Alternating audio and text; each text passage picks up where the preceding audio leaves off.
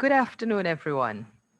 I am Jessica Byron, Director of the Institute of International Relations at the U.W.I. I extend a very warm welcome to all those of you who have logged on today for the Institute's final virtual public event for the semester.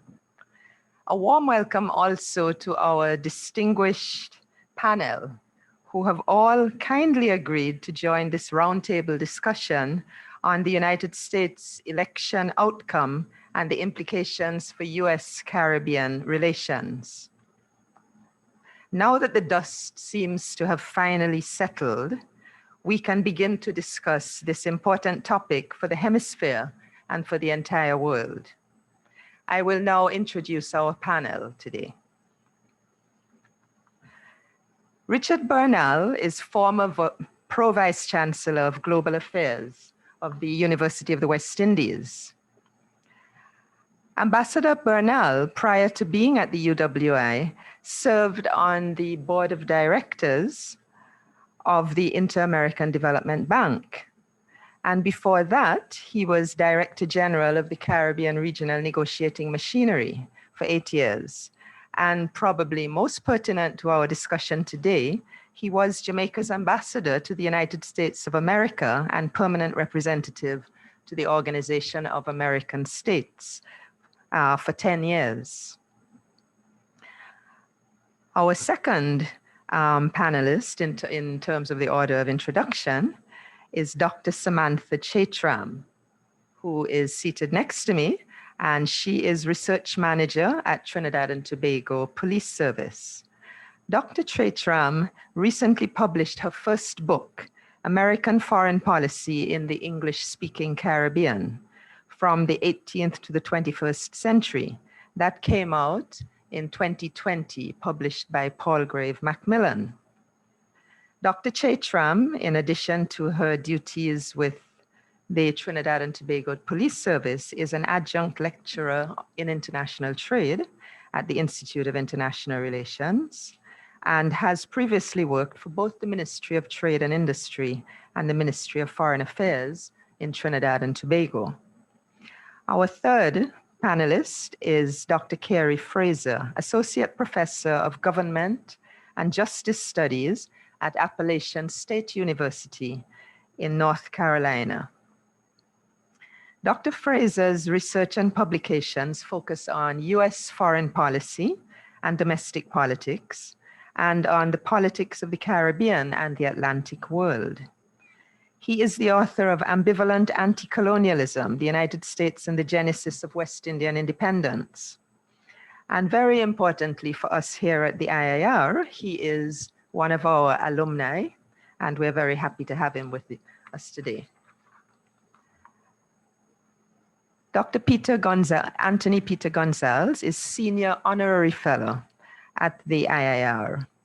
He has been a lecturer, senior lecturer, and director at the IIR in years gone by. And he has also served in very important positions as representative of the Caribbean Regional Negotiating Machinery to the WTO in Geneva, Vice Chair of the Free Trade Area of the Americas Smaller Economies Group, and Chair of the ACP High-Level Trade Advisory Group.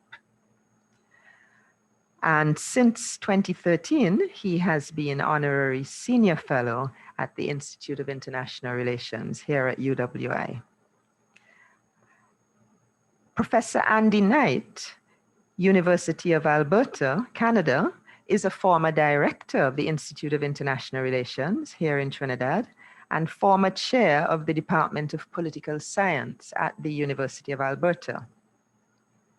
He has written and edited several books on global politics and the United Nations, terrorism, sustainable peace, and regional integration movements. Next, we have Professor Patsy Lewis, visiting professor of International and Public Affairs at the Watson Institute for International and Public Affairs of Brown University. Professor Lewis has focused extensively, but not exclusively, in her publications on the role of regional integration arrangements in addressing the development challenges of Caribbean small states. And next we have Iván Orgando Lora, the director of the Facultad Latinoamericana de Ciencias Sociales, FLACSO, in the Dominican Republic. Iván Orgando is an economist from the Dominican Republic. He has more than 25 years of experience in the areas of trade negotiations and integration and regional cooperation in the Caribbean and Latin America.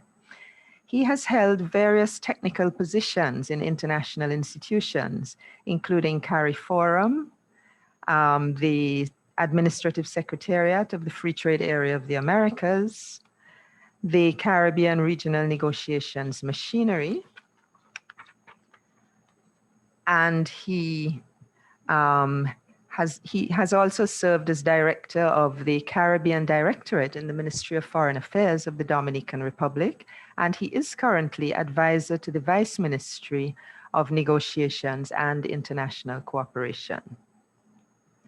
And finally, we have Emilio Pantojas Garcia, who is senior researcher and director at the Institute of Caribbean Studies, the University of Puerto Rico, Rio Piedras. Dr. Pantojas has published on Puerto Rican and Caribbean development.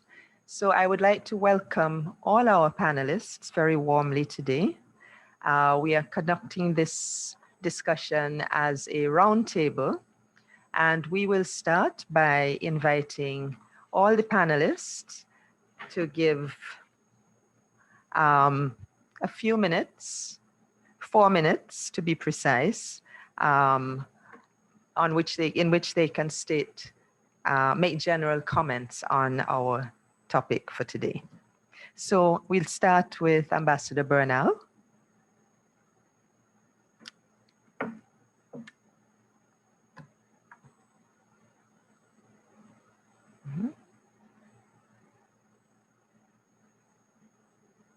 Sound. Ambassador Bernal, your sound. Am I on now? Yes. Yes.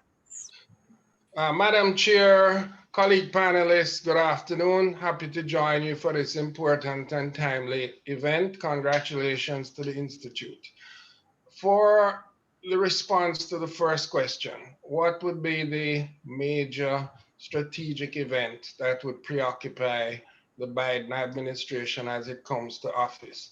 I would suggest that the major event is a multifaceted one in which the goal would be the economic recovery of the US economy. That has a number of different aspects. First of all, as the vaccines become available and the vaccination process proceeds in the US and by extension globally, then the economic activity can begin to recover. But this will have to be complemented by and supported by a stimulus package to be authorized by the Congress of the US. That may be more difficult than it appears because the Senate may still remain controlled by the Republicans, and the Democrats and Republicans have very different views about how the stimulus package should be composed. A third aspect is the rebuilding of international cooperation. In this regard, you note that the US was not a participant in the recent G20 summit. In addition, the trade war between the US and China has to be reviewed to, while not relinquishing the goals of reducing the US trade deficit, to bring calmer, more predictable trade relations. So I think that entire package is what will preoccupy the Biden administration, and it has major implications for us in the Caribbean, as our economies are highly dependent on tourism, most of the tourists coming from the United States. In addition, remittances, and more generally, trade and investment and financing.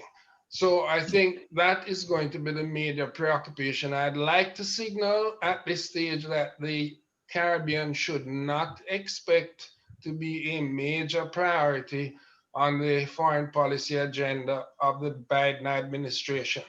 There are many very pressing issues which will assume far greater importance to the American policymaking machinery. I think that while we continue to make a case for a special financing package, sort of Marshall Plan of financing and debt relief, I think we will have to look for that to come from US instigated initiatives in the multilateral development institutions, such as the World Bank, the IMF, which could issue a new set of special drawing rights, and the Inter-American Development Bank. This package is critical to us not only for the short-term recovery from the impact of the global pandemic, but to begin increasing our resilience to climate change and natural disasters. I think that will be the focus of the Biden agenda as it comes into office, bearing in mind the strong representation which will come from Republicans who have not shown the kind of nonpartisan cooperation which would make this easy for the Biden administration. Thank you. Ambassador Bernal, I now turn to Samantha for her initial 4 minutes. Good afternoon, everyone. Thank you, Professor Byron, for inviting me to join this distinguished panel and panelists. So my topic today is to discuss U.S. foreign aid to the Caribbean. And in my opening remarks, I would like to simply give a kind of historical context of U.S. foreign aid. So historically, we've had fluctuations in U.S. attention to the region. During the Cold War, foreign aid levels were high. Post-Cold War, foreign aid levels fell. But actually, post 9/11, we saw an uptick in U.S. foreign aid to the region. There has been a concerted effort. Even before 9/11, in 2001, there was an amendment to the 1961 Foreign Assistance Act, which catered for foreign aid to the Caribbean. This, over time, culminated in the U.S. Caribbean Strategic Engagement Act of 2016, which was signed into law by President Obama, where the U.S. government made it official policy to increase engagement with the region. And in 2017, the State Department and U.S. aid, they submitted a strategy to Congress, Caribbean 2020, which put forward 6 areas of pillars of engagement with the region. So why this interest in the Caribbean? Well, as shown historically, U.S. security interests and U.S. economic interests have always been the driving factors behind U.S. foreign aid in the region. Foreign assistance is considered one of the tools of economic statecraft, which the United States uses to pursue its foreign policy objectives. Now, the regional security assistance programs, which the Caribbean have been involved in, have to be put in with the broader global and regional context. So foreign assistance to the region really represents what the US has been doing globally and regionally. So for instance, the CBSI really was the Caribbean part of broader security assistance programs. You have Plan Colombia, you had the Merida Initiative for Mexico, we had CARC for Central America. So now, talking about the US elections, will it make a difference with a Democratic administration now heading into 2021? Well, actually, bipartisan congressional policy was the driving force behind US engagement in the Caribbean. So I would argue that even though the Senate may be controlled by Republicans, it will not make so much of a difference in terms of our foreign aid flows coming to the region, because this is actually one area where Congress can agree on. And I think with that, I can close. Thank you very much, Samantha. We now turn to Dr. Fraser to give his opening comments. Thanks. I think the fundamental issue that will be facing the United States in the Caribbean with the accession to office by the Biden administration is to address the long-term consequences of the Reagan administration's approach to the region, which has led to a state fragmentation at several levels, and which has also now overtaken Venezuela. And Colombia had been the source of enormous military conflict for a significant period of time. What I think is happening is the beginning of the realization in the American establishment that state fragility in the Caribbean and Central America has helped to produce the immigration crisis that the Trump administration has been so concerned about. I think the Biden administration will have to address the problem of the perception of the United States as both provoking instability in the region and then dealing with people who have become victims of that process. So in real terms, the United States will need at a certain level to address these issues of state fragility in the wider Caribbean region and in Central America. The second part of it, I think, is particularly important, is that the efforts to get rid of the current regime in Venezuela has brought Russia and China into the region in a way that, except for Cuba, there had not been previous major power intervention. And I think that is going to pose a dilemma because the United States will also have to deal with the question of the expansion of Chinese influence in Southeast Asia, particularly. So at a certain level, the Caribbean will be an indicator of whether under the Biden administration, the Democrats will be able to articulate a different strategy for engagement with the Caribbean region, because it has implications for both the Caribbean and for the attitude or for the projection of American influence in the Southeast Asian region. The third element of the Biden administration's policy will be on the question of both climate change, which the Caribbean is going to face increasingly, but more important, the question of petroleum. Guyana, which is now the site of Guyana and Suriname, which today promise exceedingly high returns on petroleum investment, are going to have to be very careful about how this process is managed. One of the critical issues is that Exxon, one of the fabled American oil companies, has just been delisted from the Blue Stock Dow Jones Index.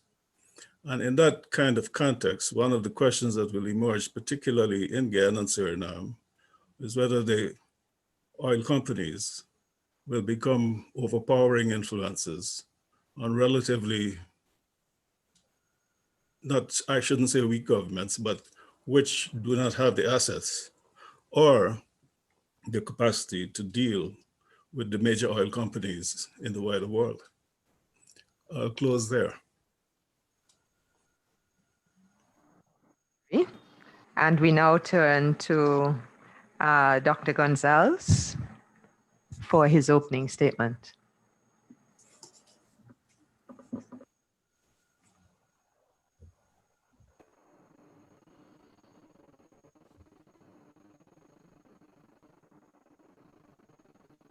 Gonzalez, your mic seems to be off. Yes, thank you very much.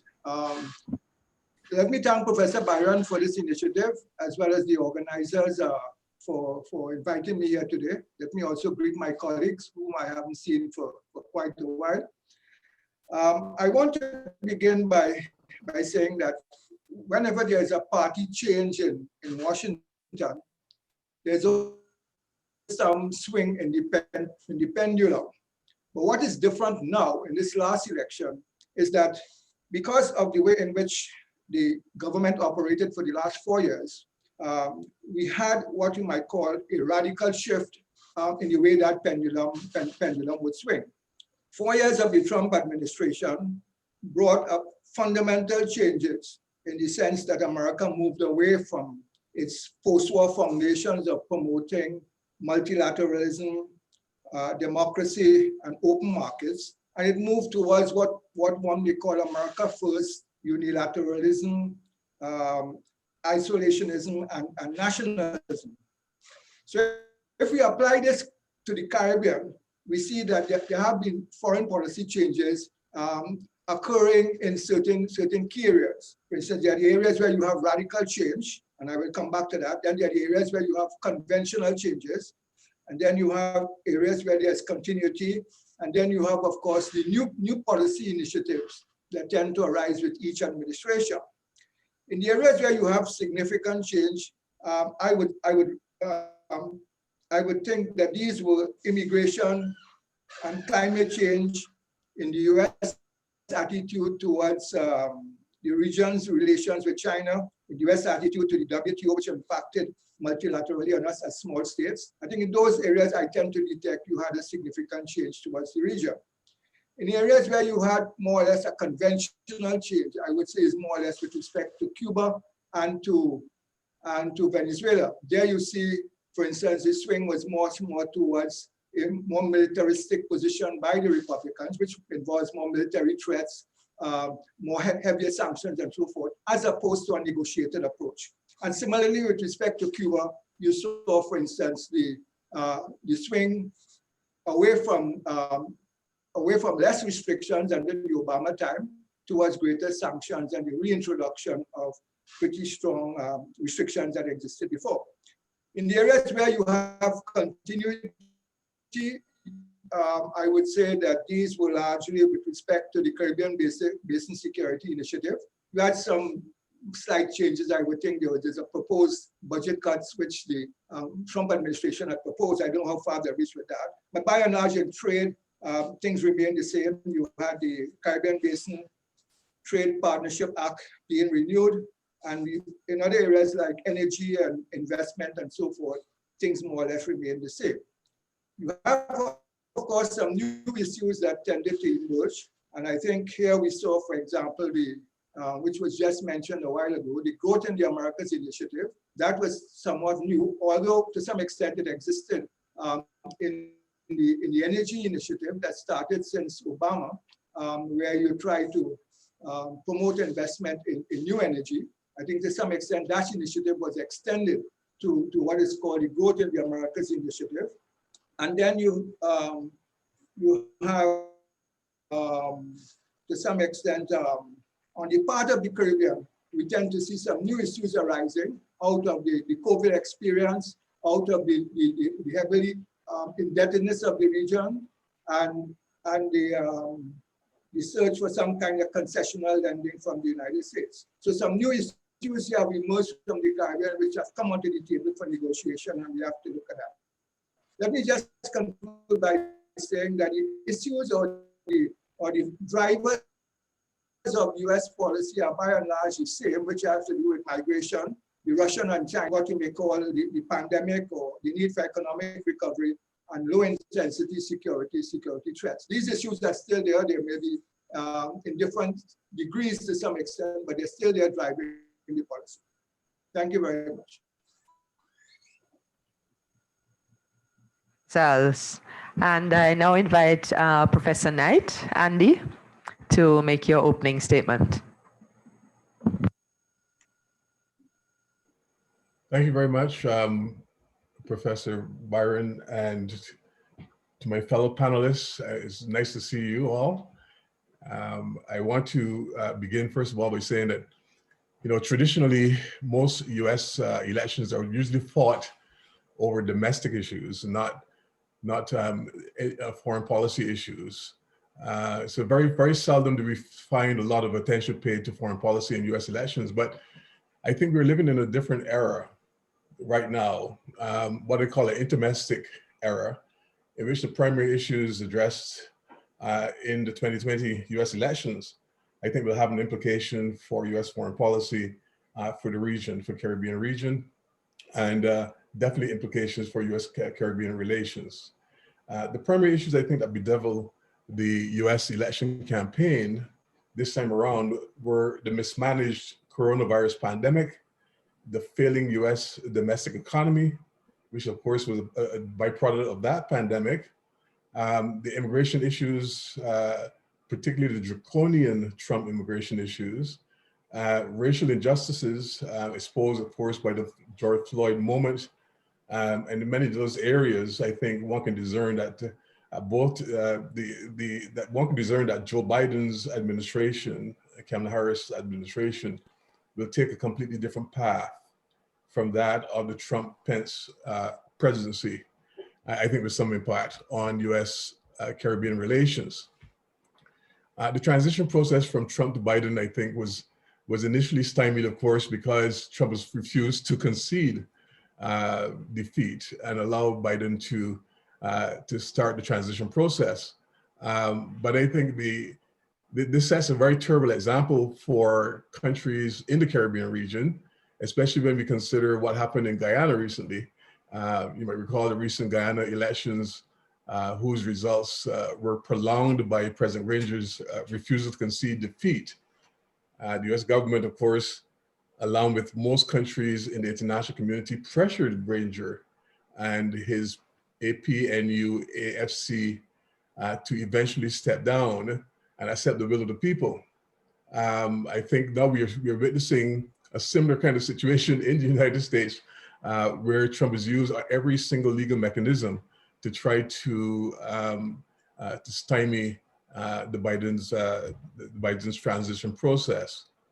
However, I think the Biden administration will have a major challenge on its hands in addressing the corona pandemic as a global problem, and also a problem for the Caribbean.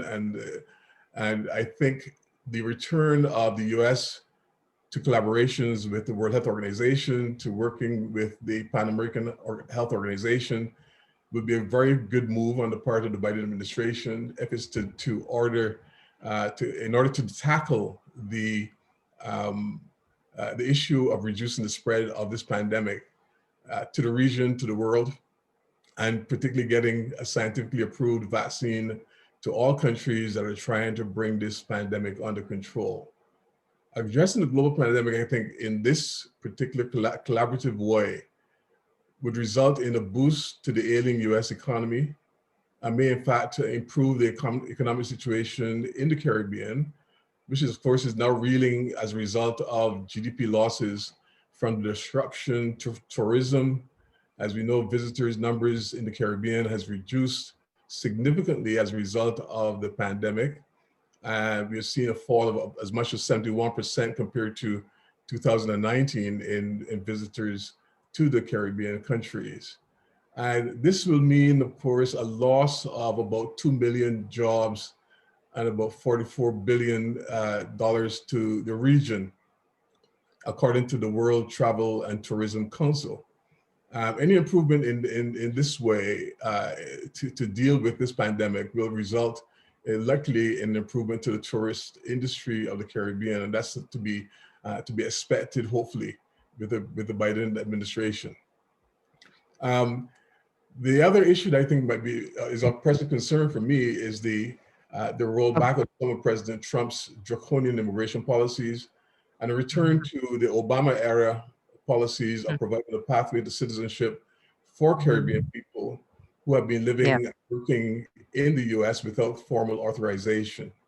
I think Biden plans to employ, to sort of bring about employment-based immigration is something that we should watch carefully for, because it was essentially turned back President Trump's executive actions and restricted travel, executive actions on restricted travel, on limiting green cards, on limiting guest workers programs, and getting rid of the deferred action for childhood arrivals, the DACA program. This shift in policy by Biden administration could bring many Caribbean people currently living in the shadows in many American cities out in the open and provide for them a pathway to citizenship. It must be remembered that immigrants contribute right. Yes. Sorry, Andy. Maybe you can save up the rest of it for your next round. I'd Okay. like to invite. Thank you very much. Thank you. A lot to think about. And now I will go to Ivan Ugando for his 4 minutes.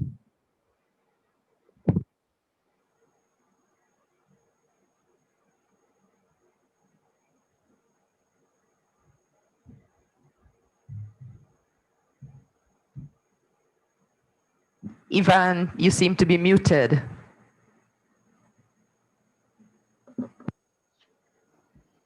Now, can you hear me?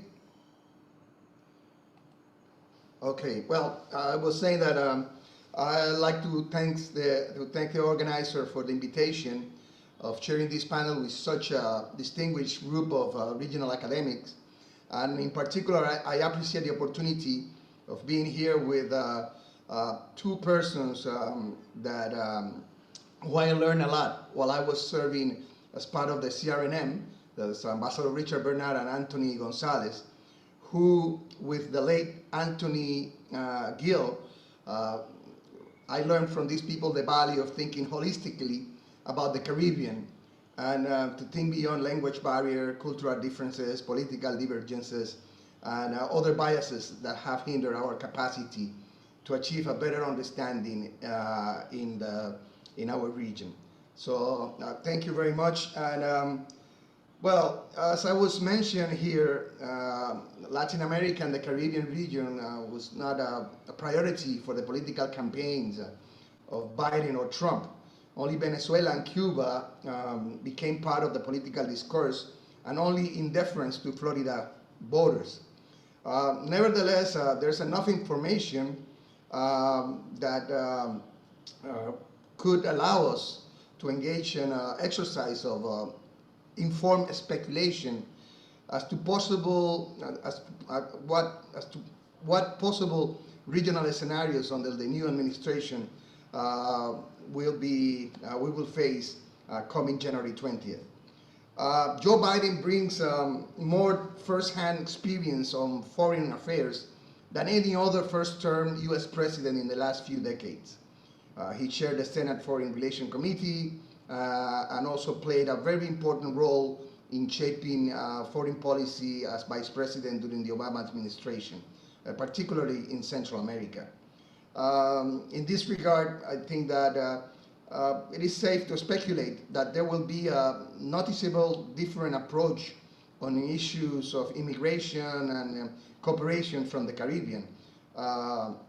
In this sense, Biden's election has brought a general sense of optimism in most countries in the region. However, if we take a closer look on his record and also as into the current political climate in the US, we might see clear signal that could bring far more caution to our optimism. And we will certainly not hear the discriminatory rhetoric against immigrants and international cooperation with developing countries that characterized the Trump era. And this change of tone will certainly bring some comfort to the vast Caribbean diaspora in the US. However, even thought an immigration policy reform under Biden will have a more humane approach. It remains to be seen if there will be a serious response, a reform that potentially could benefit thousands of Caribbean nationals, in particular from DR, Cuba, and Haiti, if that reform will be put in place. And I will refer, basically focus to these 4 countries in my next intervention. Thank you very much. Very much, Ivan. And now we will go to Emilio. Emilio, your first intervention. Hello, thank you very much for inviting me to this rather momentous panel and with all my colleagues and friends from a long time ago. We've been talking about the Caribbean, it seems like forever, and hopefully we'll advance as we age. I've been observing the the Biden-Harris administration in terms of its recent press conferences, and this is their agenda. Their agenda is the control of the pandemic, the climate change, that's very important, cybersecurity. These are the new security threats. And in terms of foreign policy, they are talking about international leadership, and they are saying cooperation and coordination. Just this morning, the assassination of nuclear scientist Moshe Frakritz, I don't know how to pronounce his last name, sort of derailed one of the initiatives of the Biden administration in the Middle East. In terms of voice in the Caribbean, as I see it, the big challenges are, of course, migration, the war on drugs, and energy policy in terms of the ambers, not in terms of petroleum, but in terms of green energy. The Biden administration is talking about green energy, and therefore it may be bound to affect, if that goes on, the oil-producing countries in the Caribbean. In terms of the Latin American part of the Caribbean policy, of the Inter-American policy, indeed, the question is, will there be a rapprochement with Cuba and Venezuela? Is that in the cards? Is this the Obama 2.0 administration? Are they going to follow up on the Obama administration? In terms of, I agree with Andy Knight that the driving forces of American policy are internal. They want to control the pandemic. The distribution of the vaccine is going to be a monumental task. And in terms of their priorities, they are in the Middle East, they are in China. The Caribbean, as usually, will come at the bottom of the line, at the bottom of the list. So I am not expecting any sudden or major changes. I think we are all relieved because of the Biden administration is coming in terms of these elections were not so much an election between Democrats and Republicans, but a plebiscite or a referendum on Donald Trump. And thankfully, Donald Trump lost. In terms of inter-American policy, I will speak a little bit about, in terms of migration, the appointment of Mayorkas as DHS head, Department of Homeland Security, is going to be interesting because he is said to be a Latino, but in fact, he's not a Mexican, he's not a Puerto Rican, he is a Cuban origin. And he's not only a Cuban origin, but because although he is young, he's only 61, he is part of the initial wave of refugees. And he said so to a certain extent when he talked about his parents. He came to the United States in 1960 when he was 1 year old. And therefore his view of the world is influenced by this Cold War mentality, I think. But we'll see. I'll come back to it later. Thank you very much. Very much, Dr. Pantojas. And with this very interesting set of introductory comments, I now go to my first question. What do you regard as the most significant global geopolitical issues that are likely to define US-Caribbean relations during the coming presidential term? And I am directing that question at Professor Andy Knight, Richard Bernal, Ambassador Bernal, and Dr. Carey Fraser. They will each have 5 minutes to address that question. I will start with Richard Bernal. We go in the same order that we did before. So Ambassador Bernal first, then Carey Fraser, and then Andy Knight. Okay? Thank you. The major issues which are going to face the United States, and they all have some implications for the Caribbean, are the following. One, the relationship with China. 70% of the influential policymakers in Washington and the public at large regard China as an enemy of the US a country that is determined to replace the US and to do everything to remove US influence at the global level. With that taking place, the issue of China, the competition between China and the US, politically, security, economic, is going to continue. I think that the inclination of the Biden administration is to take a less confrontational view of China and try to revert to the policies of Bush and Obama of engaging China and hoping that engagement with China is going to prompt economic and political reforms. I have my doubt, but it will be difficult to pursue this with the strong Republican view and the majority view of persons in the US. So I think while the approach is going to calm the trade war and to be more one of negotiation and diplomacy, I think that that's going to be a dominant issue. I mention that because the Trump administration had done everything to discourage those countries that have diplomatic relations with China from engaging with China in trade, investment, and development loans. I believe there will be some easement for this, but it is going to be an ongoing issue. And it's going to be an ongoing issue because of China's activities in the South China Sea and in regard to Taiwan.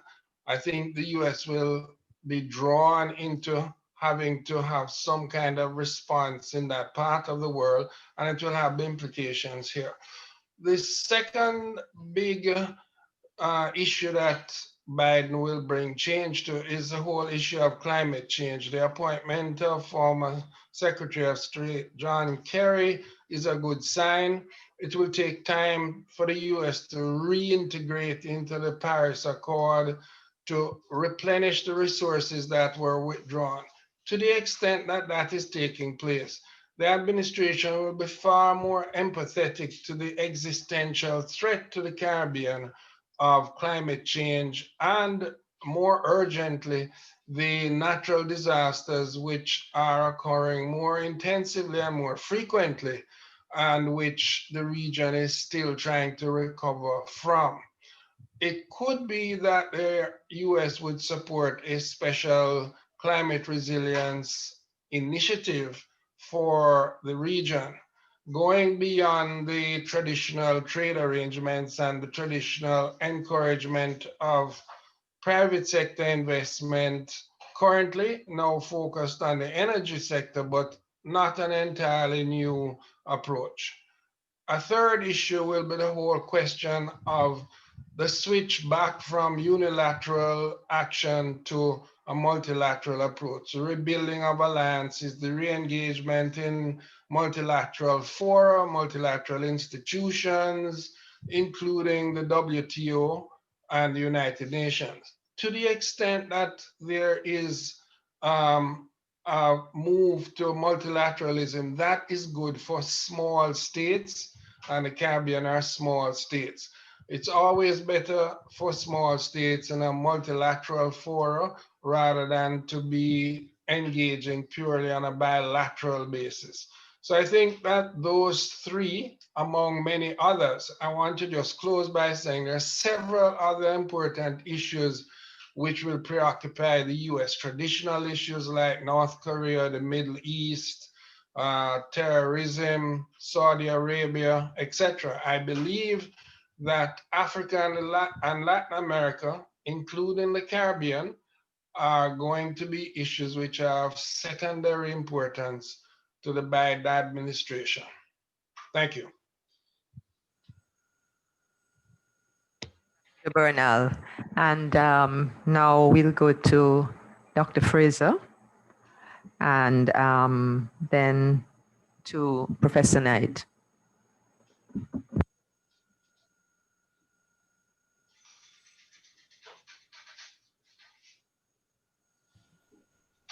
Okay, thanks, Jessica. I think there are a couple of things that I'd suggest at this point in time. One of the questions that will emerge, I think, within the next several years is if the United States begins to reframe its approach to the Middle East.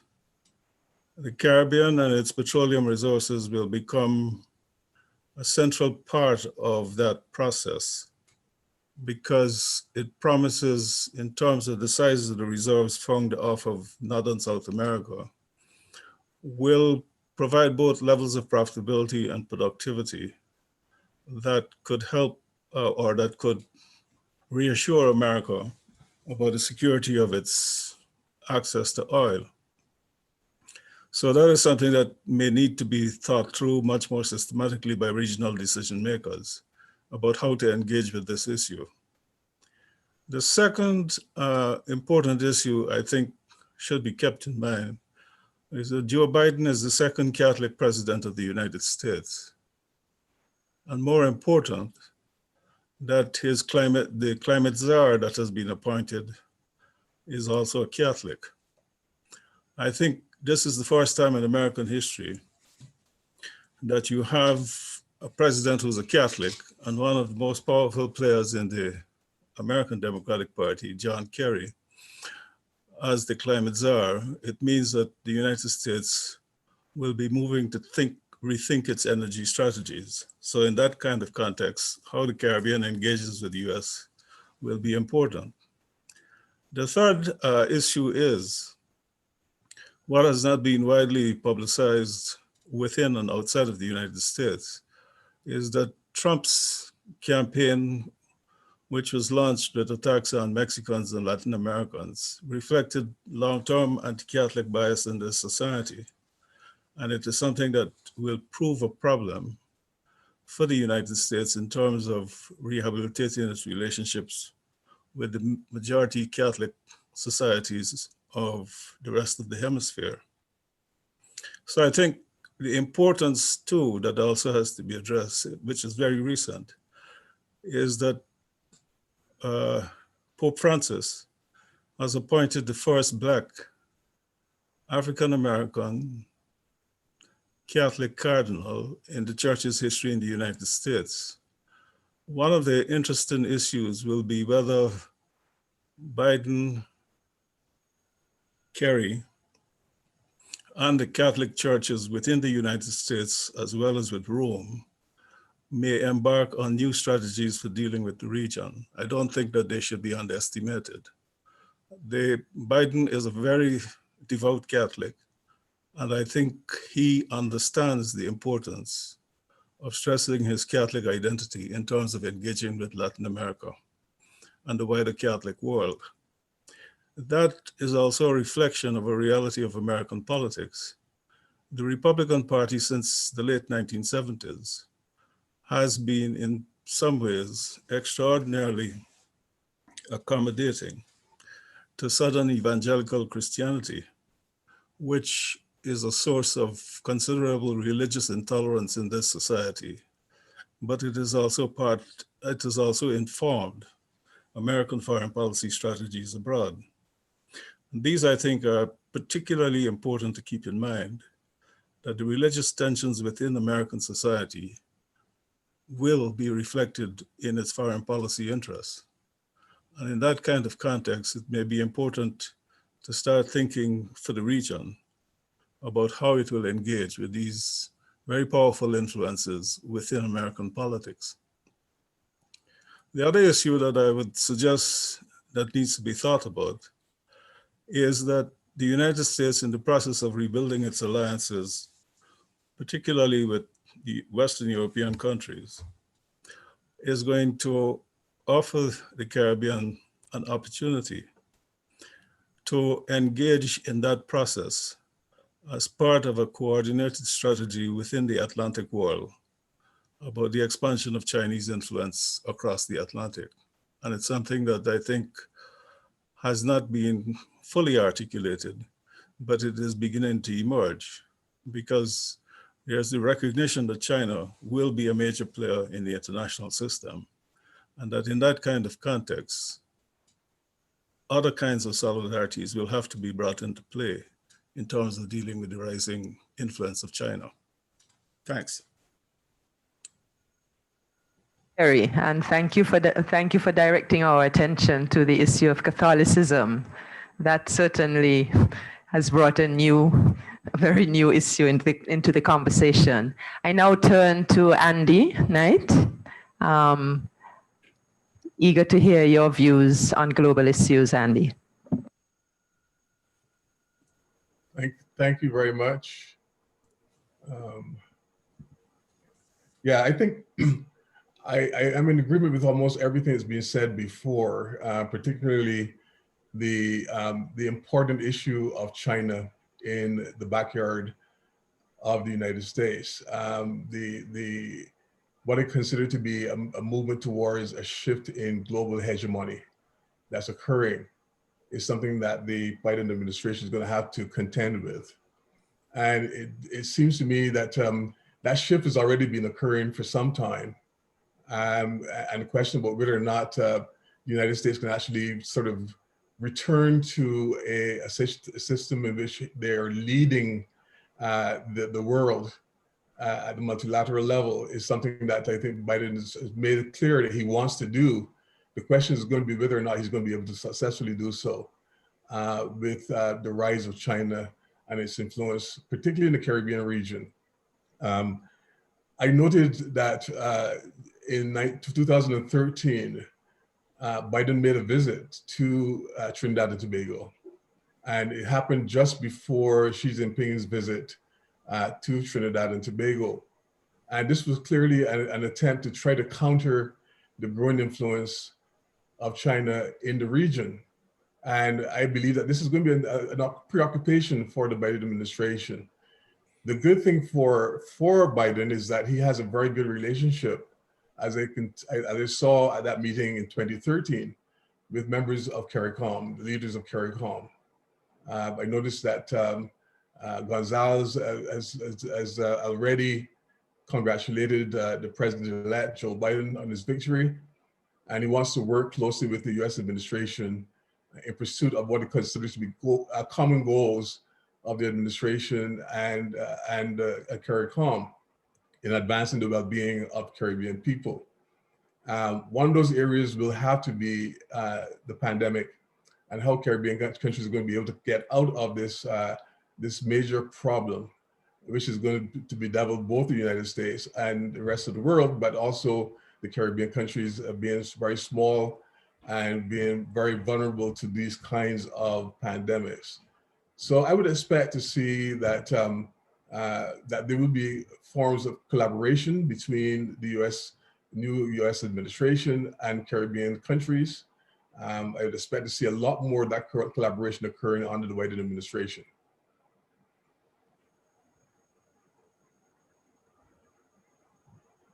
Andy, that's it for now. Mm-hmm. Thank you. Well, I'll go to my second question, which is more about regional geopolitics. The United States plays a critical role in regional geopolitics, and this has become even more accentuated during the recent presidency with regard to Venezuela and Cuba, as our panelists have already pointed out, the Guyanas, and issues of migration and challenges to regional cooperation and hemispheric cooperation within the OAS, for example. Now, what would you identify as key trends and possibilities during the next administration on these issues? And what will be the implications for the greater Caribbean space? And I direct this question at Ivan Orgando, Anthony Gonzalez, Emilio Pantojas, and Carey Fraser. Each panelist will have 5 minutes on these issues. Shall we start with Ivan?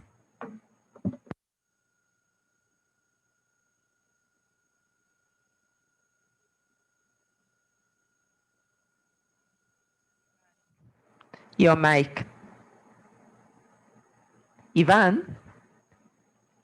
What's going on? Your mic. Yeah. Now, thank you, Jessica. I will stick to the script, and I will basically, my presentation or my intervention will be about the Dominican Republic, Cuba, Venezuela, and Haiti, basically, and this first. And particularly regarding immigration. It is likely that the U.S. policy on immigration and cooperation will continue to have a heavy political component that serves different purposes in these four countries that I mentioned. Its impact will differ from country to country, will be different from country to country. No doubt Venezuela and Cuba are the two most significant political challenges in the region, and both countries could benefit from a less confrontational tone from the US. But this does not mean that radical changes are in the horizon.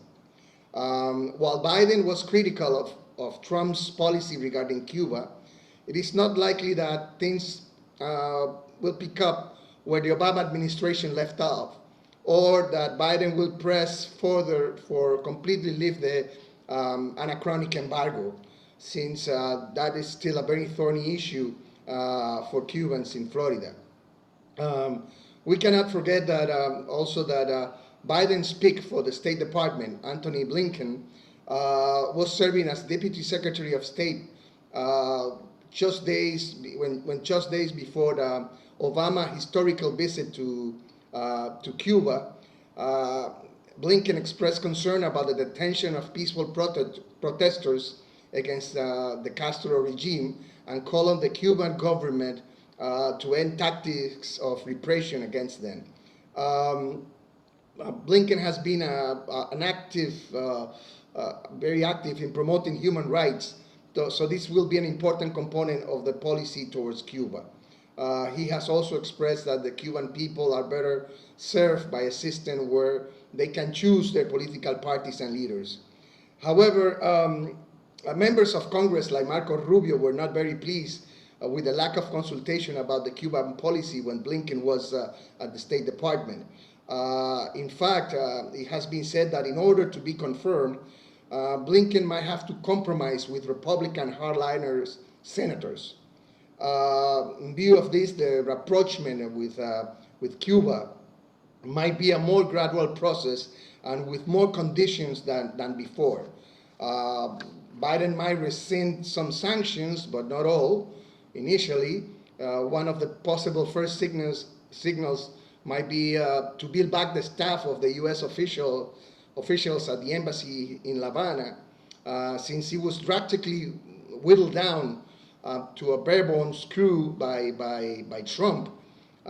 This could have a significant impact, since it might eliminate the need for Cubans to travel to third countries in order to get an U.S. visa. Another possible sign of goodwill could be the restoration of travel and remittances mechanism that were also removed by Trump. There might be also initiative to push the formalization for rights of business owners, which is something that already contemplated by the Cuban officials.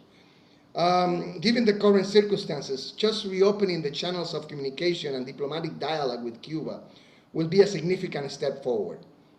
However, I think that the dimension and the speed of the changes will depend on whether Biden sees himself as a transition president or a one-term president, facilitating transition to 2024 to another Democratic candidate.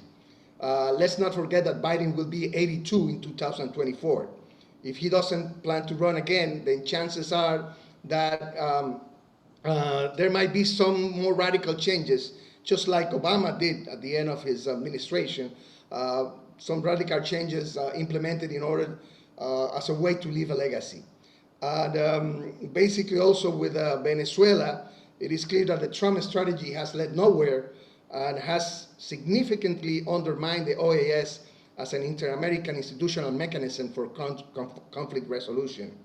So U.S. policy towards Venezuela will benefit from a more multilateral consensus approach with other stakeholders from around and outside the region. Even the policy towards Cuba might be linked to the role its leaders could play in addressing the political and humanitarian crisis in Venezuela to facilitate a transition. Maybe the US will push for other actors of the opposition to take a more relevant role with the US and less support for Guaido. So basically, in terms of Cuba and Venezuela, I expect that the process of rebuilding alliances with traditional partners like the European Union, where we might see a closer coordination with multilateral entities like the International Contact Group in Venezuela. Very much, Ivan. Very important issues, not only for Cuba and Venezuela, but for all of us. Let us go now to who was the second person I mentioned? Yes. Anthony Gonzalez. Yes, yes, thank you, Chair. Let me begin with the question of immigration. I think quite a bit has been said about this. The Caribbean has a great interest on this question of immigration. We have about 3% or more of the undocumented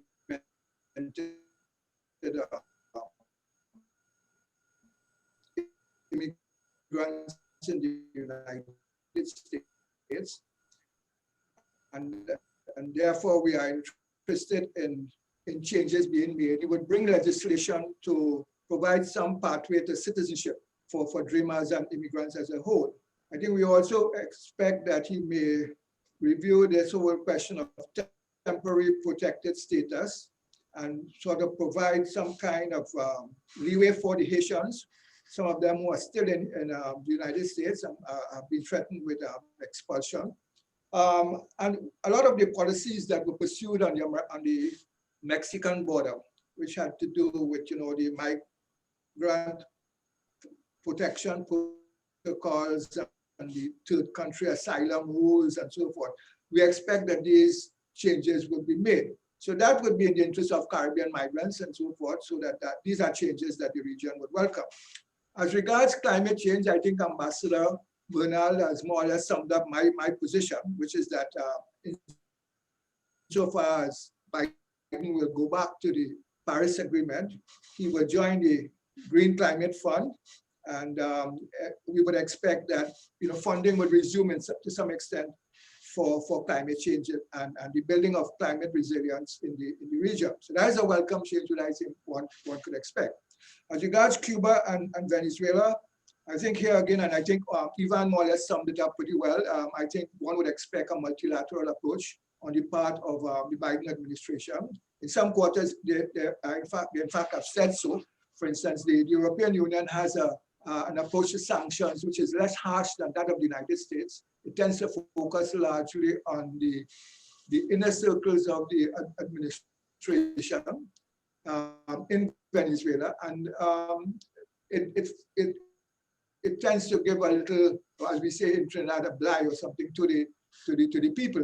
One would expect that Biden may look at this because he has adopted a more humanitarian attitude towards these issues, and as a result, therefore, that we might see less harsh sanctions and a more emphasis on a negotiated settlement. But nothing is cast in stone. But to some extent, as Ivan said, so long if we retreat from a confrontational approach, we may see the opening up of some kind of scope for negotiations. As regards Cuba, again, I agree with Ivan. Here we would see probably the reintroduction of travel and remittances, and that would follow the approach taken by the Obama administration, which is to focus on the development of the private sector in Cuba, because they see that as the source of change coming in Cuba in the years ahead. How do you build that small private sector? And you can build it in terms of facilitating tourism and travel and remittances and so forth. So I think he's likely to go back there. Of course, it wouldn't mean the embargo, but to some extent it would include some kind of incremental change. As regards our relations with China, again, here I agree with Ambassador Bernal. One cannot expect too much. It all depends on what is negotiated at the global level with China. I see a certain dependence of the United States on China for bringing about change in North Korea. So to some extent, there's scope for entente and understanding. They also can cooperate in terms of the building of global infrastructure. The Chinese have extended a hand to the United States in this regard. So there's some scope for some kind of understanding. So I expect that probably the Biden administration will look towards to try to introduce some kind of understanding, which would give us a certain kind of leeway, give us more scope for engaging with China in this region. I'm not too hopeful, like Ambassador Bernard, but I would think it may open up the area of non-strategic cooperation with China, which is now not too great, or it seems it's not too great under the Trump administration. So these are basically the issues that I want to put on the table. There are things like, for example, Caribbean issues like the offshore international financial centers, debt relief, concessional financing. These I want to come back to later on, but for the time being, I'll stop there. Thank you. Dr. Gonzalez. I'm now going to go to Emilio Pantojas, and then we will end this round with Carey Fraser. So Emilio, over to you. Thank you. In terms of the Venezuelan Cuban question, I am not very optimistic. I think that as Ivan mentioned, the Mayorkas Blinken appointments tend to be less friendly in terms of compared to the Obama administration. Also, I am reminded, I remember that Obama, to a certain extent, sort of pushed the initiative of opening relations with Cuba as sort of his second-term legacy. Remember, he did the Obamacare in the first. He wanted to do the migration thing for the second. He couldn't get migration. All he got was DACA. The Latinos were not necessarily pleased with DACA, especially. So eventually, he sort of did a kind of a maneuver to say, you know, here is my legacy, and then hand it on to Hillary Clinton in the hopes that there will be a policy shift. So as I see it, the Cuban opening was not a policy shift so much as an opening towards a policy shift. And so in that sense, I do not expect these relations to be much better. There will be, of course, I agree with Ivan and I agree with Anthony, that there will be some openings, that there will be some relaxation. It will not be as stern as the Trump administration, but this is not going to be an easy shift. And on top of that, and now I bring Puerto Rico, which is supposed to be the main topic that I brought. In Puerto Rico, there was just a plebiscite on statehood, the annexation of Puerto Rico as the 51st or 52nd state, yes or no. And 52% of the people voted yes. It was a controversial vote, but it's the first time that that has happened. So the idea that somehow the United States will want to, and because Biden is for statehood, and he said it in his campaign. So if the United States wants to make Puerto Rico the 51st or 52nd state after DC, that would be a bone of contention with Venezuela and Cuba, because traditionally Venezuela and Cuba have sided on the part of the Puerto Rican pro-independence movement. And so this will be one element to add to this geopolitical movement. And the question is, why would Puerto Rico be a state of the Union? Is Puerto Rico going to be the Latin American capital of the United States, or the Caribbean capital of the United States? No, Miami is that already. So ultimately, they are saying they want to annex Puerto Rico because it will be 2 more senators for the Democratic Party, and of course 5 representatives, with the 2 more senators from DC and the Democratic Party. So in that sense, it's going to be a totally partisan politics kind of affair, and in the midst of an international issue in which the Puerto Rican left is going, the Puerto Rico independence movement is going to try to bring in the United Nations Decolonization Committee.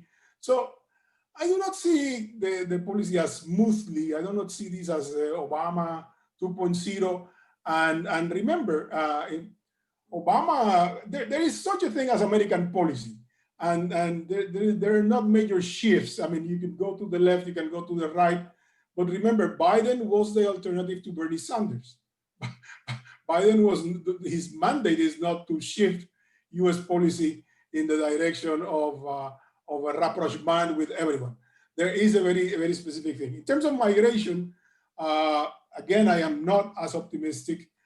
They have said that there will be a moratorium on deportations, that there will be a reaffirmation of DACA, and that there will be a reformation of migration policy.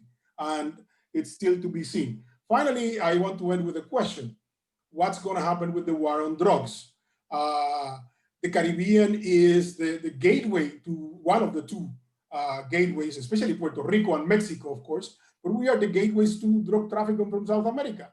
What is that going to happen? How is that going to influence policy towards the Caribbean? Is it going to be a big stick policy, or is it going to be a partnership policy? That's the big question.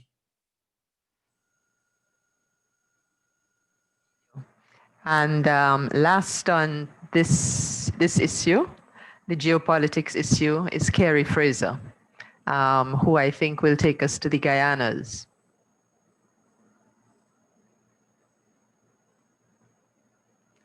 Mike.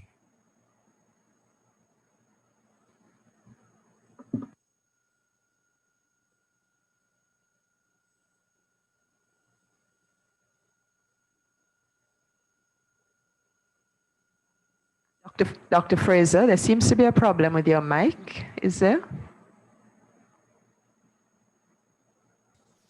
Okay. Right.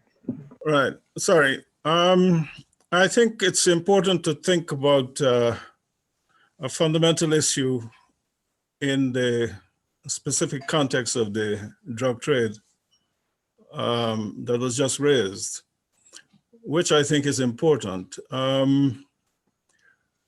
That is part of the process that will have to be addressed through negotiations amongst countries bordering the Atlantic, because the drug trade is not only into the United States, but it's also into Europe. And the fundamental issue is that where it started by being focused on the United States, over the last 20 years in Northern South America, a lot of the trade began to move into Europe through both Guyana and Suriname.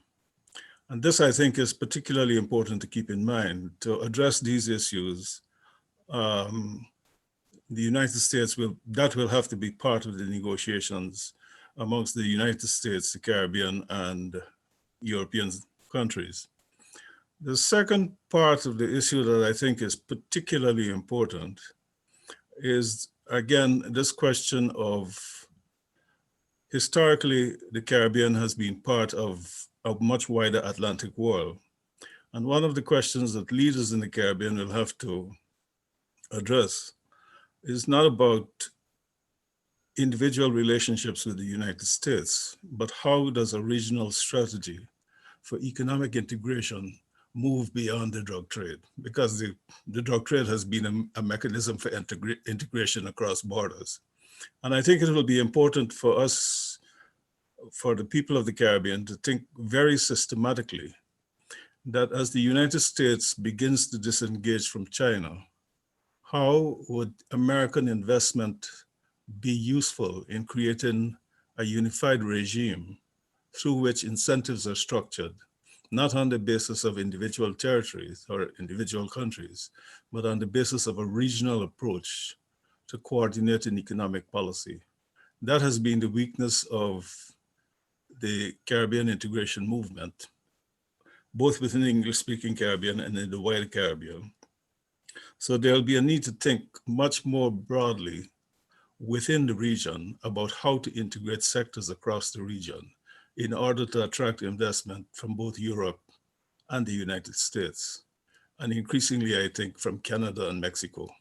So these are some of the issues that I think need to be thought about over the longer term, that integration of the Atlantic space, not just the Caribbean space, are two things that have to be done together and in collaboration with the Biden administration. I think these possibilities may arise. One of the interesting things that has been not well noticed, returning to the point about Cuba within the United States, is that during the Obama administration, the Russian primate of the Orthodox Church and the Catholic Pope met in Cuba. It was an extraordinary meeting in terms of the significance of Christianity within the Caribbean context, and I don't think it should be underestimated about what was being signaled, and that Biden was part of that process. I'll leave that there.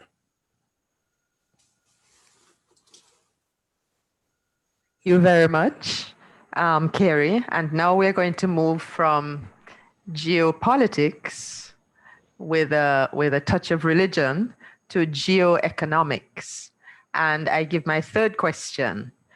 Let us now turn our attention to the theme of trade, economic exchange, and development assistance, all areas in which the United States is still a very significant partner for the Caribbean.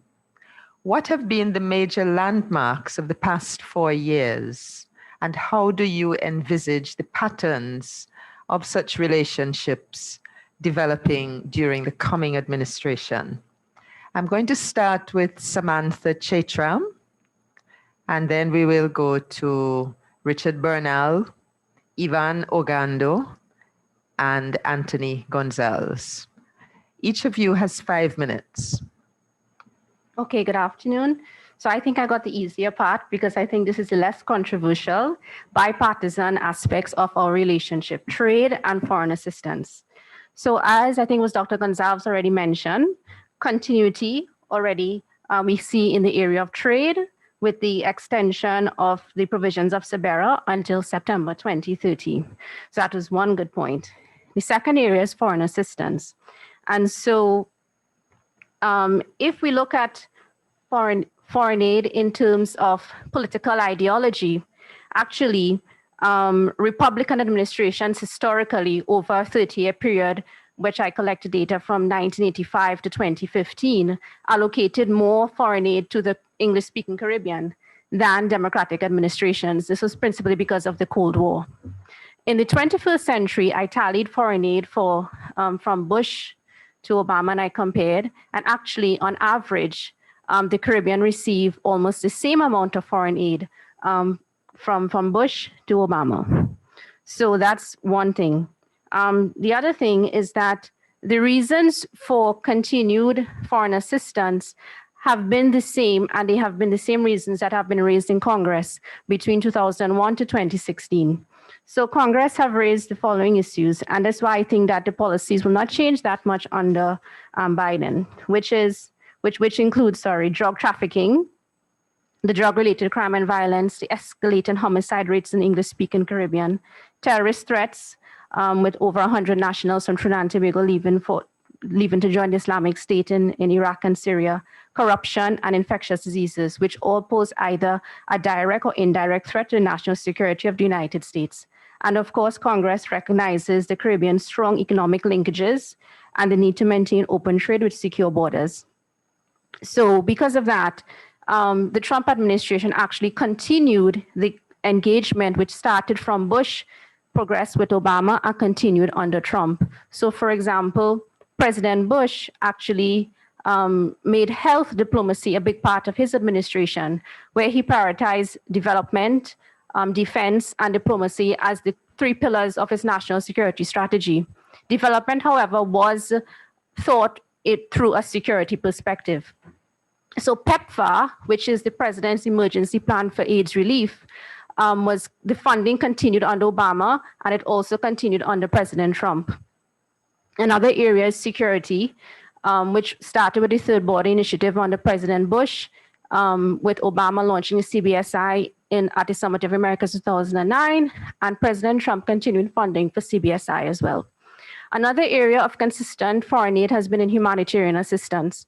The Trump administration, yes, gave humanitarian aid after the devastating effects of the hurricanes. And with regards to the English-speaking Caribbean countries, I have to mention that Jamaica is the largest recipient of US foreign aid in the English-speaking Caribbean, followed by Guyana, Jamaica and Guyana both receive more economic aid than military aid. Military aid goes principally to the Bahamas through long-standing cooperation in counter-narcotics operations, and Trinidad and Tobago receives aid in terms of anti-terrorism activities. And it's interesting to note, under the Trump administration, they made a point to not exactly tie votes to foreign aid, but to state in the State Department in their report on the Caribbean 2020 strategy was to highlight that foreign aid allocations will be they will be taken into consideration geopolitical positions, such as countries' positions on Venezuela. And so Jamaica and Guyana, who are the largest recipients of US foreign aid, both voted for the OAS resolution not to recognize the legitimacy of the Maduro government. So I think one of the changes under the Trump administration was to kind of look at voting patterns and foreign aid. Yeah, and what else did I want to mention? Right, Biden. So I think Biden will continue will continue engagement under the pillars of Caribbean 2020, and also maybe focus more on renewable energy, which was started under the Caribbean Energy Security Initiative. I think this is an opportunity for the Caribbean to push for more investment in this area. And one last point is that the Trump administration, in trying to compete with China's Belt and Road Initiative, they have their development bank, which is the International Development Finance Corporation, DFC, which has focused on private sector investments into the Caribbean. They have a new strategy post-COVID, and I think that that's one area where the Caribbean can think about in terms of trying to attract investments to the Caribbean, also in collaboration with the Inter-American Development Bank, which has also outlined, the new president has outlined some new areas where the bank is going to focus on. Samantha, and we will now go to Richard Burnell. Thank you, Madam Chair. I believe in regard to economic policy towards the Caribbean region, that essentially there will be continuity rather than any radical change or any significant new initiative. Let us examine the various components. First of all, in regard to aid, U.S. priority has always been for security aid, and the Caribbean has always pressed for more economic aid and more debt relief. The debt relief has not been forthcoming, and the economic aid is encumbered by the fact that the U.S. is still guided in its aid allocations by the graduation. It sees the Caribbean as middle-income countries who are democratic and are not threatened by any major internal or external issue, including drug trafficking, which they regard as manageable and where they put their aid in security. So I don't foresee major bilateral aid initiatives. And the graduation issue is also an encumbrance in institutions like the Inter-American Development Bank and the World Bank. So in terms of aid, the region should not be looking for a major initiative or a significant increase. Add to that, this is not something the administration can do without passing it through Congress. It is not a propitious time to be lobbying Congress for foreign aid when there are so many Americans who are in dire economic circumstances. In regard to foreign direct investment, the region has not received the volume of direct foreign investment from the US, which it anticipated. Even in tourism, there has been investment in energy, and that is likely to continue in Suriname and Guyana, but it doesn't do much for the rest of the region. The various initiatives to see foreign direct investment as replacing the capital flow impact of aid have not significantly materialized since the 936 scheme back in the 1990s. In regard to trade, outside of one or two economies, the Dominican Republic and Trinidad, the region is not exporting very much to the United States. The preferential trade arrangement, the CBERA, has been renewed until 2030, and that is good, but it's not likely to stimulate any major activity, nor is it likely to be upgraded. The US position on trade remains that if the region wants to go beyond the CBERA, then it should look towards something like CAFTA, some kind of more reciprocal trade arrangement which goes beyond goods to encompass services, intellectual property rights, and investment laws. There is the de-risking issue, which is of critical importance.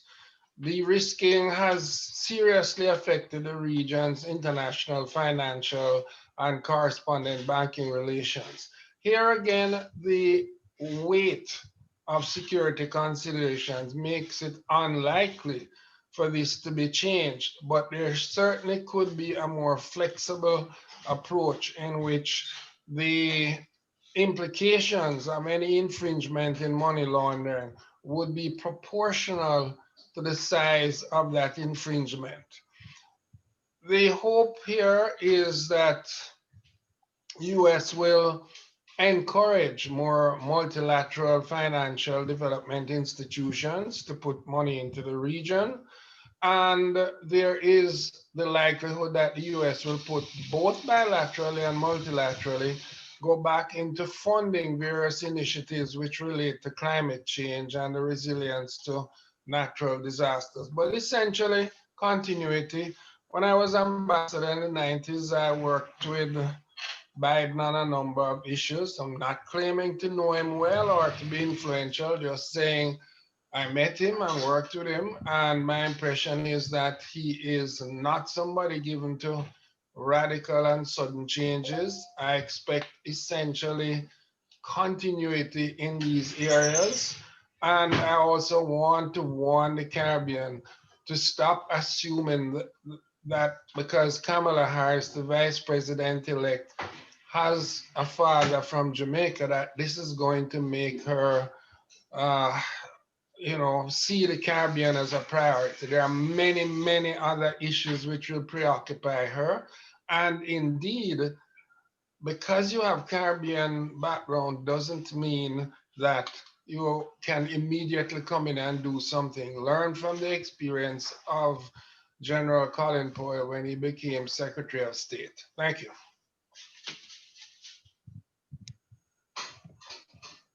And now we'll go to Ivan, and then to Anthony Gonzalez.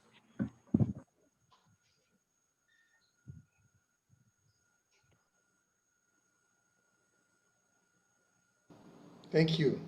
Well, I will refer in this occasion to basically the economic situation for Haiti and the Dominican Republic in particular. In relation to what to expect for Haiti, well, Biden campaigned in Little Haiti for the elections, just as Trump did in 2016. However, despite the strong support of the Haitian community back then, Trump ended the temporary protected status, the TPS, that Haitian national had been granted since the 2010 earthquake, and that facilitate the regularization of around 60,000 Haitians that are suddenly facing deportation. Trump even stepped up deportation flights in the middle of the epidemic. Given the very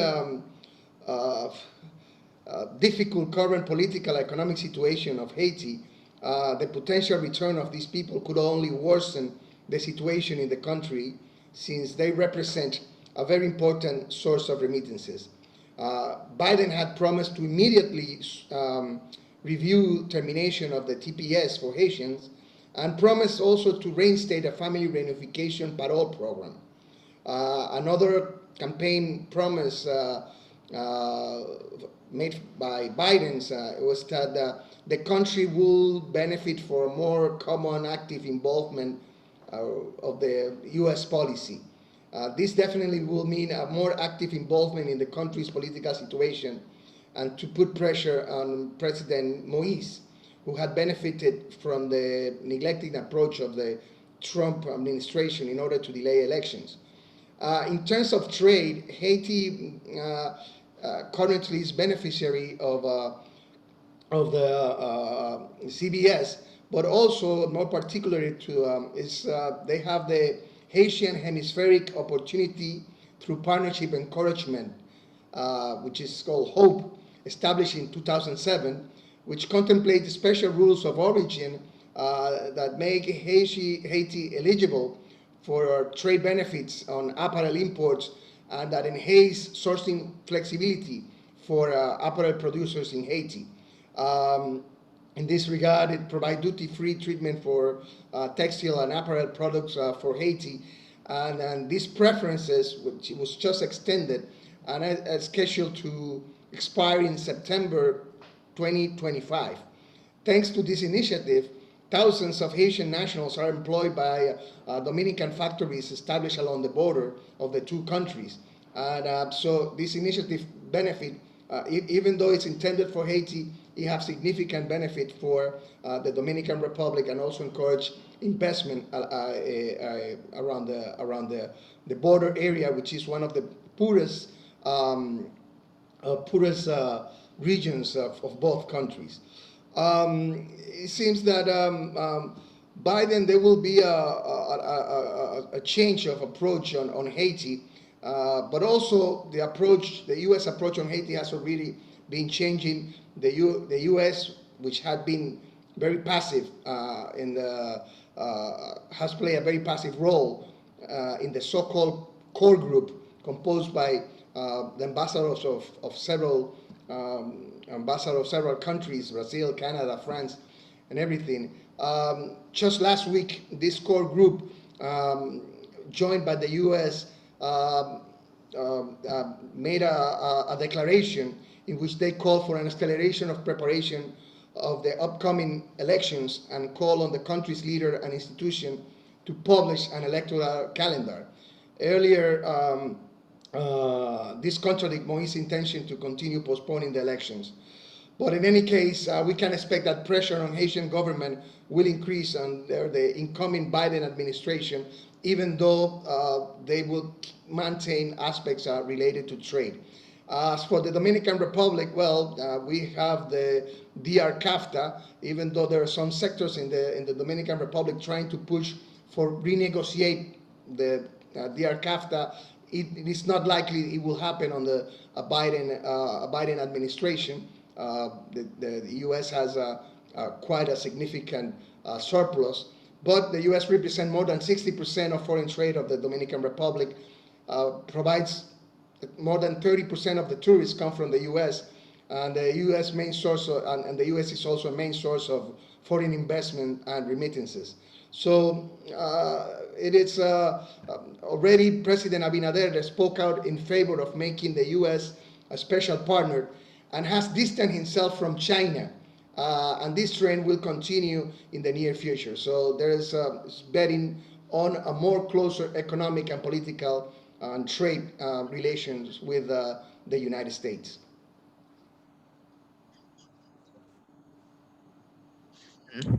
And now finally on trade and economic issues, Dr. Gonzalez.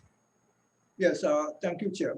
Well, as I said in my introduction, these are areas where you've had a certain amount of continuity over the last few administrations. One could hardly detect any kind of change here in aid, in foreign investment. I suspect that in the Biden administration, we have to look deep and see where things may be possible at the margin. I tend to suspect that while it's going to be difficult, one may still want to make a push at the national level to get a larger economic package due to the fact that, and here I agree with Ambassador Bernard, there may be a tendency to shift that to the multilateral level, but one cannot get the kind of special carve-out that you're looking for at the multilateral level. You may want to probably push a bit more at the national level to see to what extent American institutions can make some adjustment. Now, President-elect Biden has spoken about some new arrangement or the development of an initiative that he started when he was with Obama in Central America. He spoke about, I think it's called the Governance and Development Fund, where he tends to go back to that to see to what extent he can stem the tide of promote development and stem the tide of migration to some extent. Now, this is a real issue, and I think America has to be very careful, because these migration flows are not going to disappear over administration. One has to do a lot more in terms of trying to eradicate the source of that migration. So I think one has to look a bit harder at this question and see to what extent one can go a little further. And it may be in the interest of the United States to push a bit more, or Biden to push a bit more, to see to what extent he can get a better package in the US Congress. We have at present the Growth in the Americas initiative, which was started under President Trump, and that largely emphasizes private investment. I think the emphasis there more or less on improving laws and good governance and eradicating corruption in order to try to stimulate more foreign investment. I'm not sure how it is working. I think the data at present do not lend much support for it. But I would think that we have to, in a way, to try to work with that and see to what extent we could probably develop it a bit further. As I mentioned earlier, it's geared towards filling the gaps in infrastructure. And I think there's scope here, a lot of scope here for collaboration with China. Yeah, the Belt and Road Initiative, for example, and, to which the Americans were invited to participate. One could probably try to link up these things to some extent to try to stimulate more foreign investment in the development of infrastructure. As far as trade is concerned, I think, well, we have said it all. There's not much one can expect here. The Democrats don't have a track record on trade. They come from a working class origin, and to that extent, they are very protectionist. And we are seeing, for example, already where with the promise of dealing with the Rust Belt problem is leading to a kind of protectionism in the United States, so that we cannot expect too much in that regard. I would say, however, that insofar as the United States seeks to reshore and develop nearshore activity in reaction to what has taken place in this pandemic with China and the need to move supply chains away from China, there may be some scope here working with the Biden administration to develop activities on our shores. That is to say, the Central Americans and the Caribbean countries may wish to work to some extent to see how they can benefit from that nearshoring activity. So in that regard, I would say there's some scope here, and I would advocate some kind of collaboration between Central America and the Caribbean in this regard. Let me say that I am a bit skeptical of us going individually towards the United States, as well as even regionally at the CARICOM level. And we need to understand that American policy is much more informed by a wider Caribbean policy or by even a Caribbean basin policy. What happens in Central America is critical, and the extent to which we can form some kind of alliance and go forward, we may get slightly better attention in Washington. Thank you.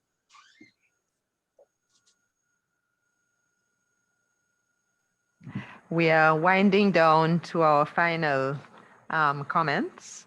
Now, in this final section, each participant will have 2 minutes. And I want to just mention a couple of comments that have been coming in, which may not necessarily have been addressed, if any of you want to address them. There was a question of the US Caribbean Resilience Partnership, if anybody cares to refer to that. There is a question on US policy in the OAS, whether it's likely to remain as it is or change. And US interest in the Guyanas. Does it go beyond oil and gas, gold and fresh water? as somebody from Suriname has pointed out, if anybody wants to address that. So the final question is, from your perspective, what are the most important concerns to be tackled by your country or territory, as well as others, in crafting constructive national and regional relations with the United States during the coming presidency? Each of the 7 discussants have 2 minutes each on this. Let us go according to the initial introductions, starting with Ambassador Bernal. Thank you, Madam Chair. I believe that the critical issue is balancing life and livelihood. It's going to have to be a multilateral approach. I think that we in the Caribbean should not discount the possibility of us shaping that kind of multilateral economic recovery initiative. Although we're not in the G20, which I think will be a central aspect, we can influence at the domestic level, especially with the Black Caucus. And in this regard, we have to seek alliances with other Caribbean countries. The US does make differences between Cuba, Central America, Haiti, and the rest of the Caribbean and the Dominican Republic. But we have to find those commonalities, build that alliance, and very importantly, highlight to members of Congress and the administration why it is not merely altruism, but in the interest of the United States to assist these small countries and to make the point that the amount of resources required is relatively small. I think it is possible. It depends on the leadership and diplomacy at the head of government level and at the ambassadorial level. Thank you. Thank you very much. And I now turn to Dr. Chatram. Yes, I think I see the upcoming 9th Summit of the Americas scheduled for 2021 in the United States. I don't know which month it is. At the 5th Summit of the Americas, Obama used that opportunity to launch this new era of engagement with the Caribbean. I think Biden will do the same, and I see that as an opportunity for CARICOM to come together and decide on areas where they can negotiate some more development assistance, financial aid. I think this could be done through the existing Development Finance Corporation to attract investments in areas which we think could boost economic recovery in a post-COVID environment. And together with the multilateral institutions such as the IDB, which has identified areas such as nearshoring, which Dr. Gonzalez has mentioned as a priority for the bank, SME development, because our SMEs have been, affected the most by the pandemic. Yes, and to look at ways to create sustainable job creation. We now go to Carey Fraser. Final comments. Mike Kerry. In charge of his mic. Okay. I think it's important for us to think in a multilateral fashion, but one of the most important things I think that needs to be kept in mind is that the Caribbean has had an impact on shaping American policy when there's the concern about both security and about migration issues. And I think one of the issues that will have to be addressed systematically by the academic and policymaking communities in the Caribbean is how to reframe the question of the Caribbean not as a zone of American preoccupation with security, but as a zone through which security can be guaranteed by effective economic strategies. I think the divorce between economics and security has been one of the crippling problems in American policymaking. And we will need the diaspora communities in the United States and Britain to actually work on that at both ends, because I think that is fundamentally the framework we have to go through. We shouldn't rely only on the United States. The United States, Canada, and the European Union and Britain, where diaspora communities exist, we need to use them effectively.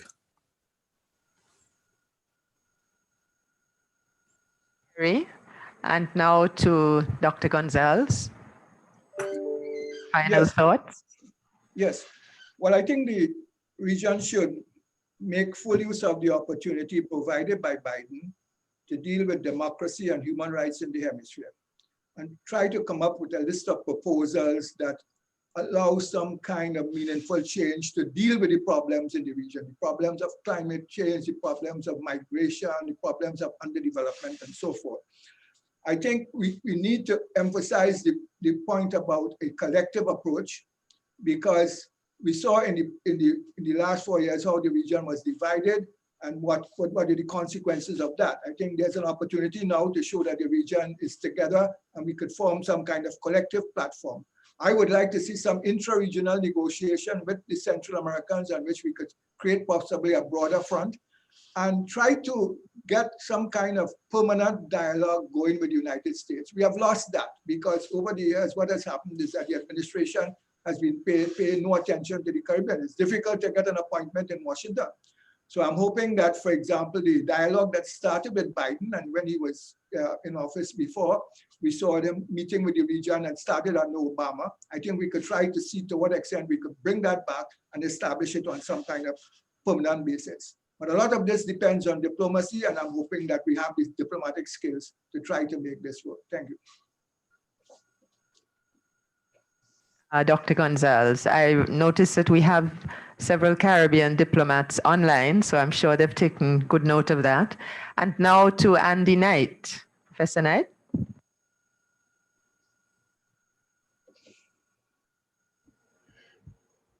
Yeah, so I think one of the challenges that we're going to face under the Biden's presidency is the need to develop some sort of new framework strategy between the CARICOM countries and the United States.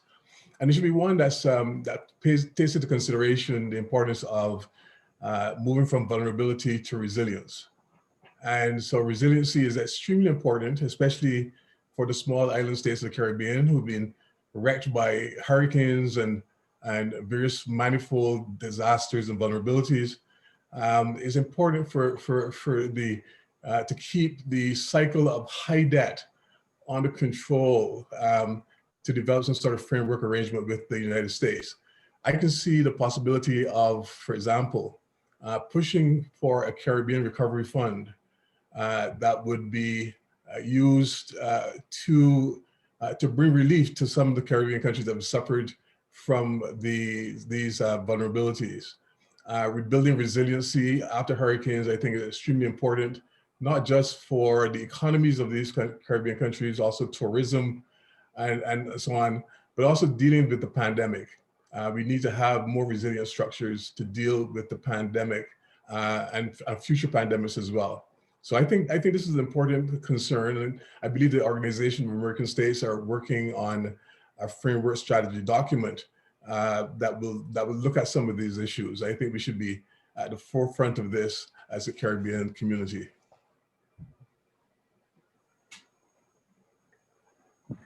Thank you, Andy. And now we go to Ivan Orgando.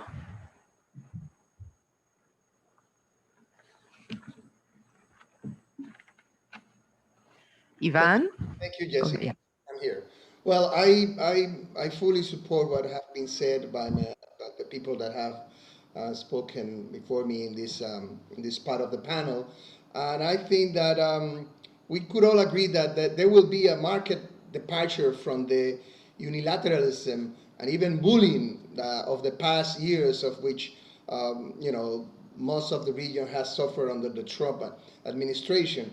And therefore, I fully agree with what especially Peter and Ambassador Bernard has said in terms of finding common grounds in the region to try to push a more multi-regional multilateral agenda in the region based on the recovery programs for the coronavirus pandemic, issues on environment and security, and to have a more direct, to take advantage of that, probably more openness to multilateralism that the new administration will have.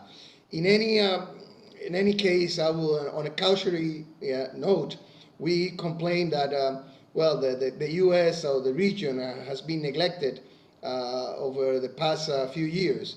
And I would like to remember that what an old professor of mine used to say: there's only one thing worse than receiving no attention from the U.S., and that is receiving full attention from the U.S. So we have to be very careful on how we craft our multilateral approach with the new authorities. So thank you very much. Thank you for your cautionary note. And Emilio, over to you. Thank you very much. I'm reminded of a Chinese, I think it's a curse, that says, may you live an interesting time. We are on the verge of a new era. There is going to be an economic reset. There's been a new way of doing things. I mean, we're having an international seminar, and after that, we're not going to be able to, after this, we're not going to be able to go and eat doubles at Puna Tuna. So in that sense, it is a new era. There are new opportunities. And may I remind my friends and brothers and sisters in the CARICOM, in the West Indian Caribbean, that there are there are Caribbean people in Congress. There are two Puerto Rican congressmen and congresswomen, in fact, and they are in New York. I mean, it may be a useful exercise to try to approach them and make them aware that they are Caribbean, and that we need to take a look at how do we cooperate beyond the traditional boundaries. It is a new era.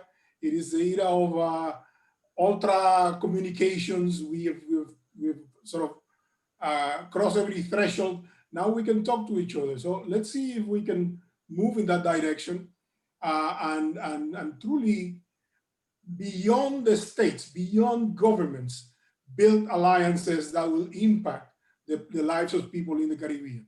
Thank you. And I like the note on which you ended.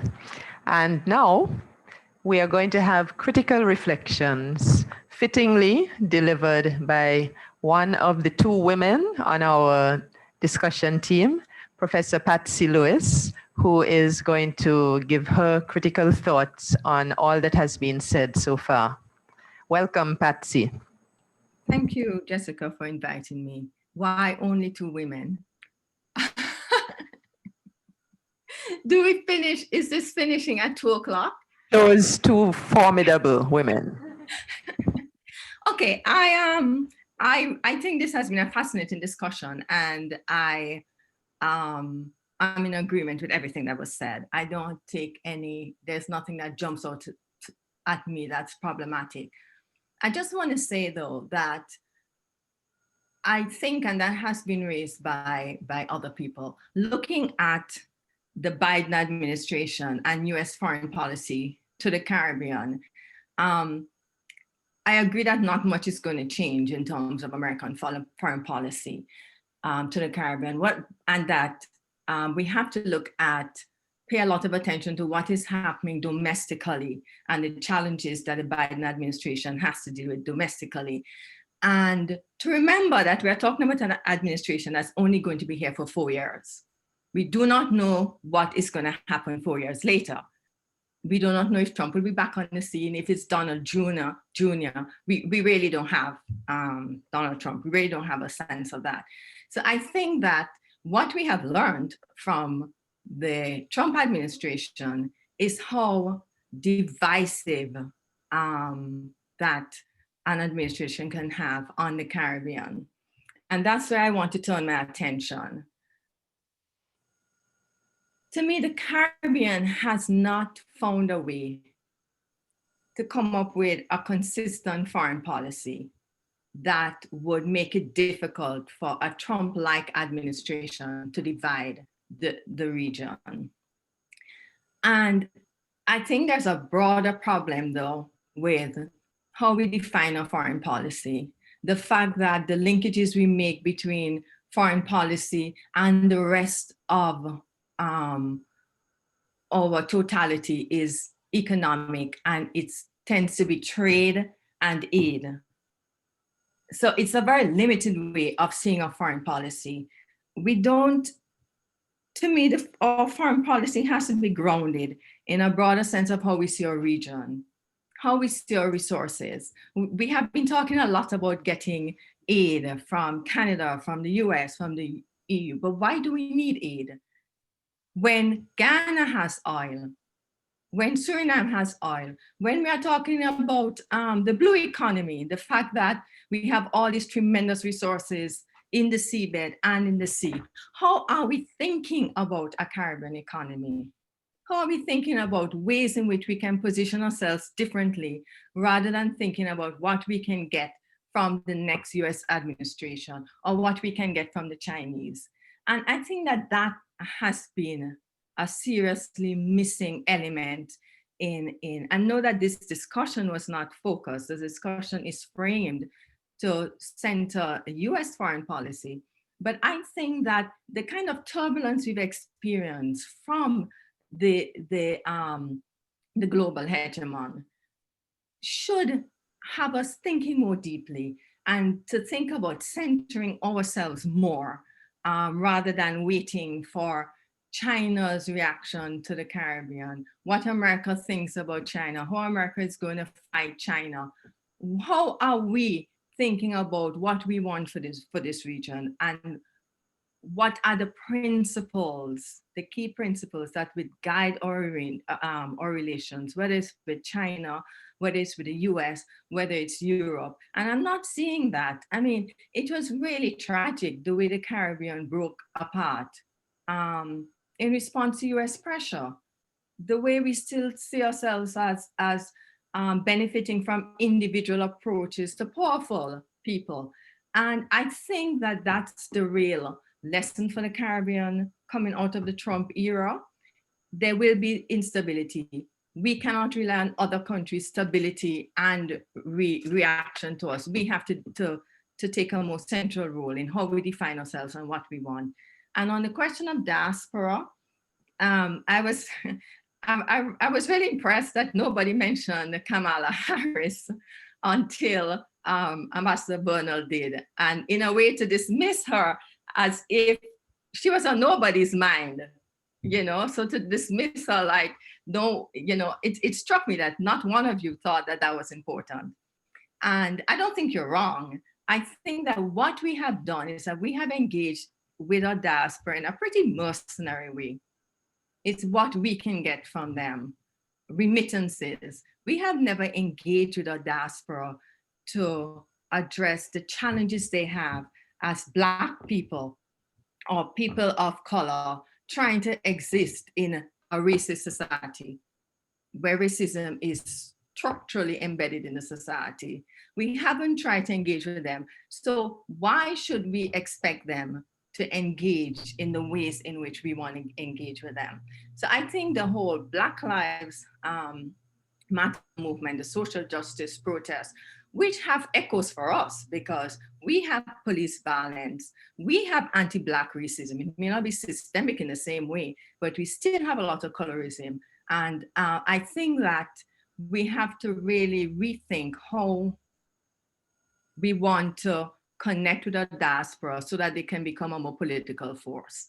And the time is 1:59 and I've been getting time issues, but thanks for giving the opportunity to make these few comments. Thank you very much, Professor Lewis. And I've been seeing all sorts of congratulatory comments coming up from the chat. Well said, lots of support. Well, we are actually right on 3 o'clock now. And I would like, first of all, to deeply and sincerely thank all our wonderful panelists and discussants today. When I reached out to all of you some weeks ago it was amazing. Everybody immediately agreed to be on this roundtable, and you have offered us a wealth of wise insights and critical reflections on the coming era of US-Caribbean relations. And I would like to thank all of you very much indeed for a wonderful discussion. And I would also like to thank the 100 and something participants who have logged in today, and for their enthusiasm and their many critical comments that have come through to us. Thank you all very much indeed. This has been a great pleasure for the Institute of International Relations at the U.W.I. to organize and to host this discussion. I think it has been a really interesting one. I have enjoyed listening to all of you very much. Thank you very much, and best wishes, and have a good evening. And thanks to marketing, who has facilitated us so much in doing this. Goodbye, everybody. Thank you very much.